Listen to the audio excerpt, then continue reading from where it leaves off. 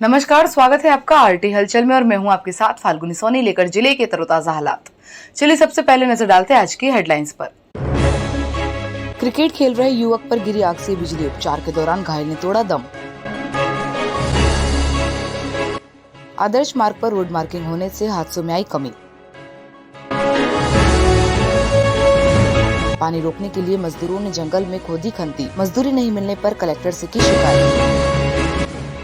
राजपुरा क्षेत्र के नाले की नगर निगम के सफाई कर्मियों ने की सफाई। और अब गतिविधियां विस्तार के साथ। बुरहानपुर जिले के ग्राम साईखेड़ा कला में गांव के मैदान पर क्रिकेट खेल रहे एक युवक पर आकाश की बिजली गिरने से गंभीर रूप से घायल हो गया था, जिसको परिजनों ने उपचार के लिए जिला अस्पताल में भर्ती करवाया था, लेकिन घायल ने उपचार के दौरान निजी अस्पताल में दम तोड़ दिया। मृतक का जिला अस्पताल में पोस्टमार्टम कराकर शव परिजनों को सौंप दिया। बुरहानपुर जिले के ग्राम साईखेड़ा कला में क्रिकेट खेल रहे युवक पर बिजली गिरने से युवक गंभीर रूप से झुलस गया था। परिजन युवक को उपचार के लिए निजी अस्पताल लेकर पहुंचे थे, लेकिन युवक ने उपचार के दौरान निजी अस्पताल में दम तोड़ दिया, जिसका बुरहानपुर के जिला अस्पताल में पुलिस ने पोस्टमार्टम कराकर शव परिजनों को सौंप दिया। प्राप्त जानकारी के अनुसार ग्राम साईखेड़ा कला निवासी शुभम राजेश सावकार दोस्तों के साथ गाँव के मैदान में क्रिकेट खेल रहा था कि इसी दौरान बिजली गिरने से चपेट में आ गया, बुरी तरह से झुलस गया। परिजन उपचार के लिए बुरहानपुर के निजी अस्पताल लेकर पहुंचे, लेकिन शुभम ने उपचार के दौरान ही दम तोड़ दिया। अब परिजनों ने गांव में बिजली ना गिरे इसके लिए सर्वे कर यंत्र लगाने की जिला प्रशासन से गुहार लगाई है। ग्रामीणों का कहना है कि 10 वर्ष पहले भी बिजली गिरने से एक युवक की मौत हो चुकी है। लगातार ऐसे हादसे होते रहते हैं। इसको रोकने के लिए जिला प्रशासन ने सर्वे कार्य कर गाँव में बिजली ना गिरे इसके लिए यंत्र लगाना चाहिए। कल शाम को 12 शाम के बजे बच्चे क्रिकेट खेल रहे थे गांव में मैदान पर।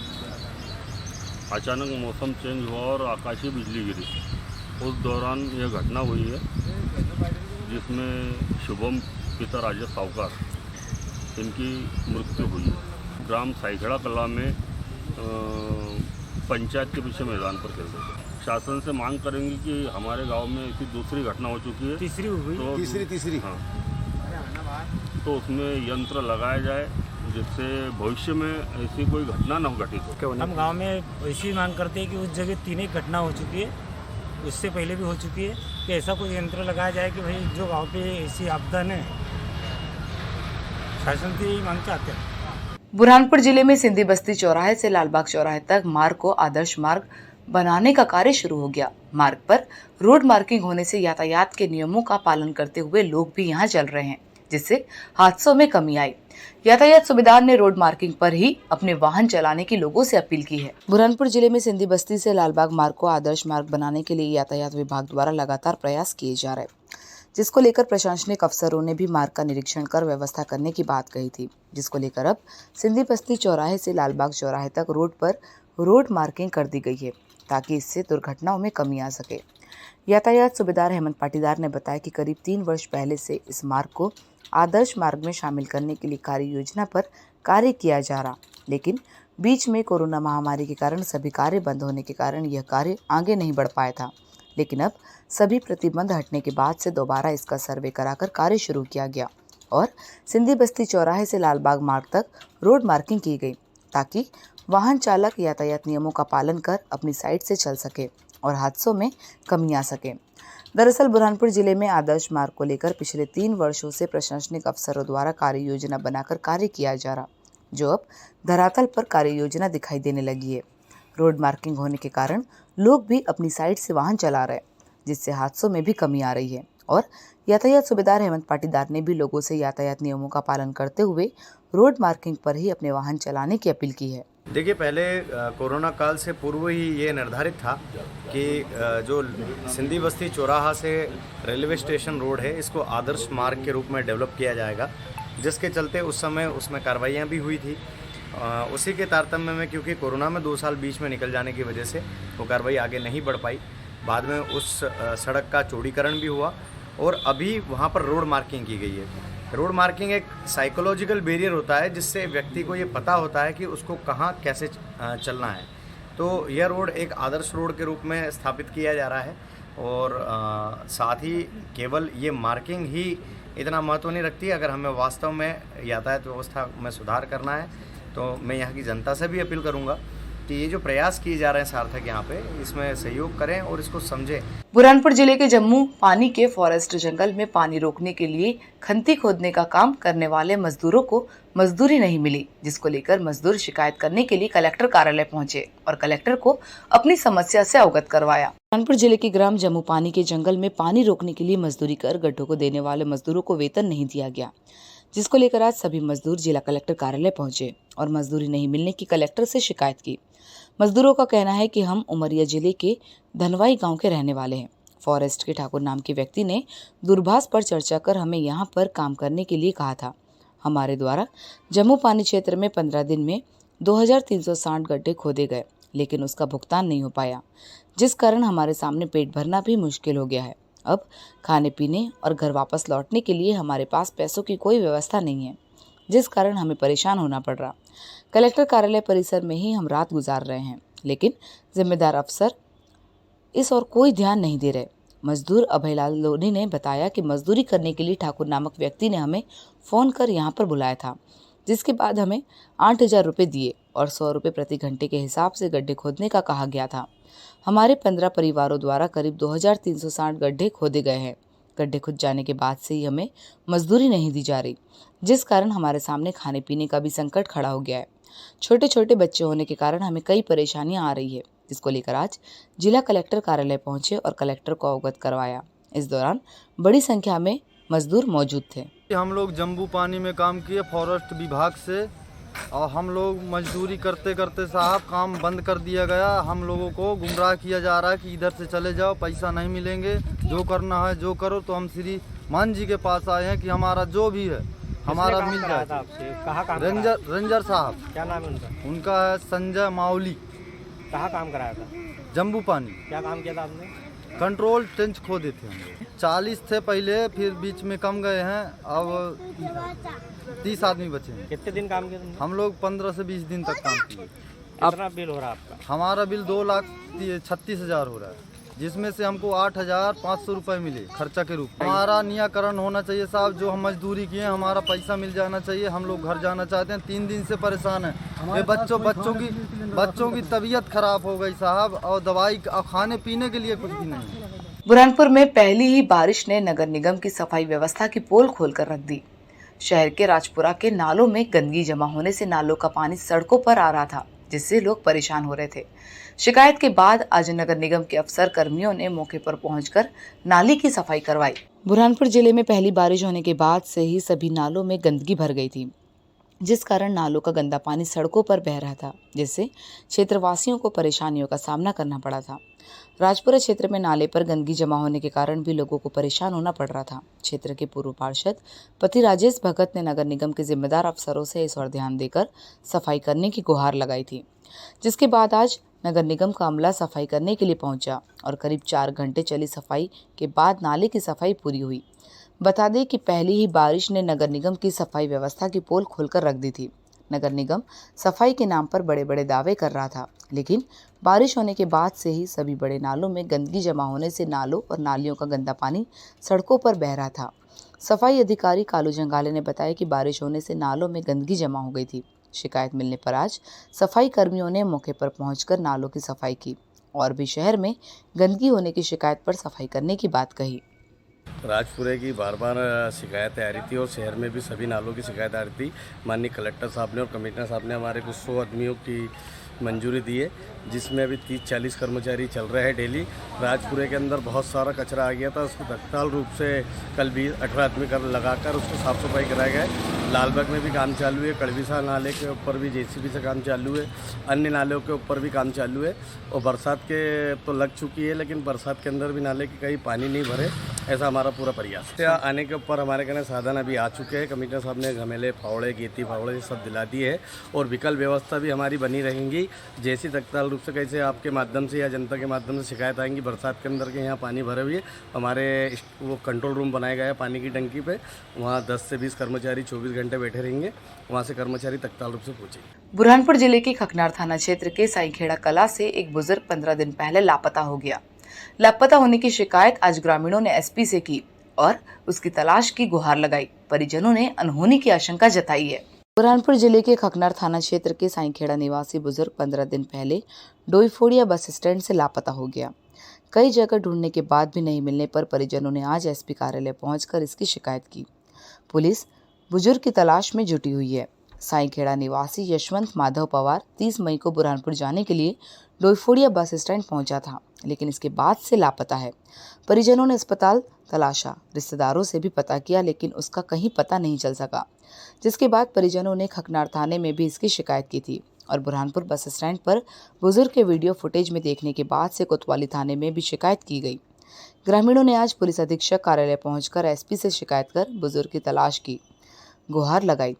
गांव के दिनेश पवार ने बताया कि 15 दिन पहले से बुजुर्ग के लापता होने के बाद खकनार थाने में भी शिकायत की गई थी, लेकिन पता नहीं चलने के बाद लगातार बुरहानपुर जिले के ग्रामीण क्षेत्रों में भी बुजुर्गों की तलाश की जा रही है, लेकिन किसी भी जगह पर नहीं मिलने के बाद आज सभी ग्रामीण एसपी कार्यालय पहुंचे और एसपी को शिकायत कर तलाश लगाने की गुहार लगाई।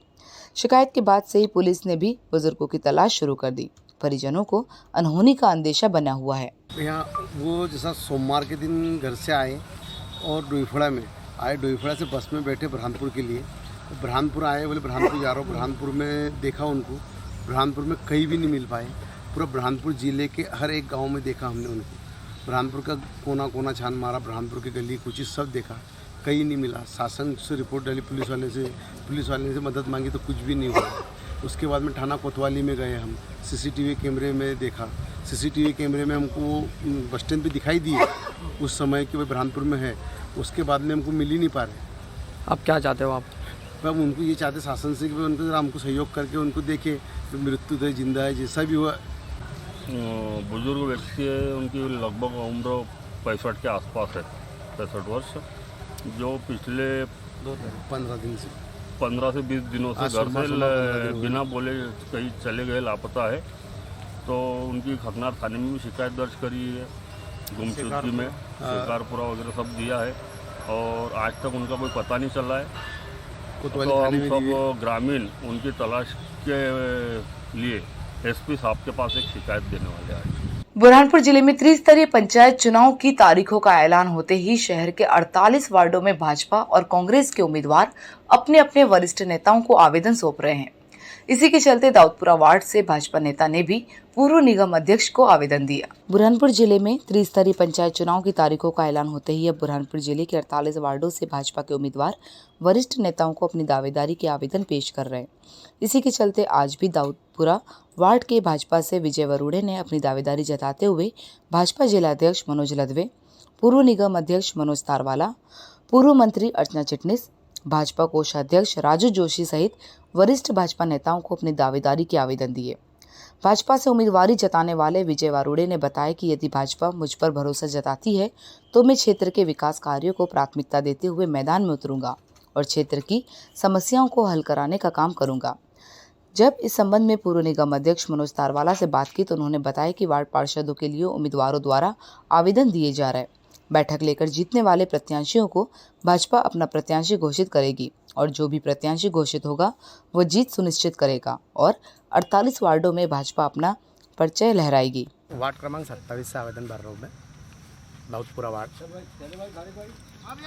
मैंने बीजेपी के पार्षद हेतु अभी तक के मैंने तारवाले जी को दिया, अभी जोशी जी को दिया, राजू जोशी जी, अर्चना चिटनिस जी को दिया और माननीय जो अपने मनोज लदवे जी जिला अध्यक्ष जी उनको दिया और हर्षवर्धन सिंह चौहान जी को भी दिया।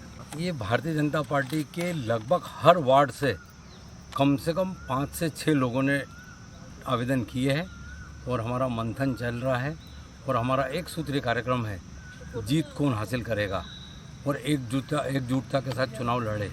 हम सारे पार्षदों के उम्मीदवारों को जिन्होंने इच्छा जाहिर की है उनको बुला के बिठा के एक ही उम्मीदवार की घोषणा कर रहे हैं और समन्वय बिठा के लगभग इस बार भारतीय जनता पार्टी अपना इतिहास को तोड़ेंगी और ज़्यादा से ज़्यादा महापौर चुनाव जीत के आएंगे। बुरहानपुर के बड़े ताप्ती पुल पर लगी लोहे की प्लेट बाहरी वाहनों के दबाव के हिलने लगी, जिसको लेकर NSUI ने भी जिला प्रशासन से इस प्लेट का दुरुस्तीकरण कराने की मांग की।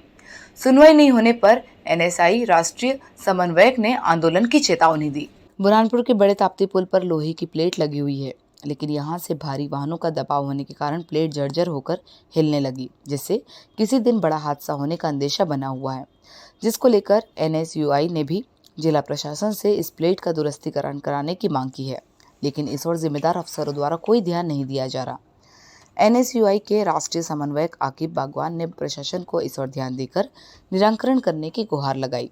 अब देखना ये होगा कि जिला प्रशासन द्वारा इस ओर ध्यान देकर निराकरण किया जाता है या इसी तरह से लोगों को परेशानियों का सामना करना पड़ेगा। दरअसल सांसद ज्ञानेश्वर पाटिल भी इस समस्या को प्रशासनिक अफसरों के संज्ञान में डाल चुके हैं, लेकिन जिसके बावजूद भी कोई निराकरण नहीं हो रहा। अफसरों ने मौके पर पहुंचकर निरीक्षण भी किया था और उसे सुधार करने के निर्देश दिए थे, लेकिन अभी तक कोई भी सुधार कार्य नहीं हो सका, जिसको लेकर जिले की अनेकों सामाजिक संस्था सहित राजनीतिक दलों द्वारा भी इस समस्या से प्रशासन को अवगत कराया गया, लेकिन कोई ध्यान नहीं दिया जा रहा। इसी के चलते एक बड़ा हादसा होने का अंदेशा बना हुआ है। हमारी ये शिकायत थी कि जो बड़े पुल पर जो प्लेट लगी है तो वहाँ से भारी वाहनों का आवागमन होता है और वो प्लेट अब हिलने लगी है। तो हमने प्रशासन से अनुरोध किया था कि इसे ठीक करवा लिया जाए, अन्यथा किसी दिन ये बड़ा नुकसान हो सकता है। तो इसी को लेकर हमने शिकायत की थी और अगर ध्यान नहीं दिया गया तो NSUI इसका उग्र आंदोलन करेगी और चक्का जाम करेगी और वहाँ पर छात्रों के साथ हम बैठकर हाईवे बंद करेंगे। क्या समस्या जा रही है ये प्लेट हिलने के कारण? ये प्लेट जो हिल रही है ये बड़े पुल पर है, तो अगर इस प्लेट का उखड़ना तो इससे ये होता है कि जो भारी वाहन वहाँ से आवागमन होते हैं तो वो एक न एक दिन कोई बड़ी दुर्घटना का अंदेशा हो सकता है। तो इसीलिए NSUI इस आंदोलन में उतरी है और इस NSUI इस आंदोलन की चेतावनी इस प्रेस के माध्यम से देती है कि अगर इसको ठीक नहीं किया गया तो NSUI के सभी साथियों के साथ वहाँ पर बैठकर चक्का जाम किया जाएगा। और अब वक्त हो चुका है आपसे विदा लेने का। जाते जाते डालते नजर आज की हेडलाइंस पर। क्रिकेट खेल रहे युवक पर गिरी आग से बिजली, उपचार के दौरान घायल ने तोड़ा दम। आदर्श मार्ग पर रोड मार्किंग होने से हादसों में आई कमी। पानी रोकने के लिए मजदूरों ने जंगल में खोदी खंती, मजदूरी नहीं मिलने पर कलेक्टर से की शिकायत। राजपुरा क्षेत्र के नाले की नगर निगम के सफाई कर्मियों ने की सफाई। तो कल फिर होगी आपसे मुलाकात जिले की ताजा गतिविधियों के साथ। तब तक के लिए RT हलचल की पूरी टीम और मुझे दीजिए इजाजत। नमस्कार।